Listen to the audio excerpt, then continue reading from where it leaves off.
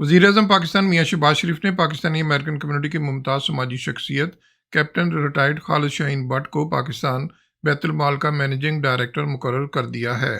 Captain Shaheen but نے اپنا عہدہ سنبھال لیا ہے اور پاکستان بیت المال کی آفیشیل ویب سائٹ پر ان کی تقرری کا باقاعدہ اعلان بھی کر دیا گیا ہے۔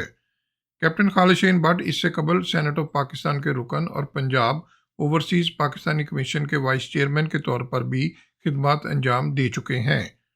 پاکستان بیت المال 1991 کے ایکٹ کے تحت قائم ایک خود مختار ادارہ ہے جو غربت کے خاتمے اور ضرورت مند افراد، بیواؤں، یتیموں، معذوروں اور مستحقین کی مدد کے لیے کام کرتا ہے۔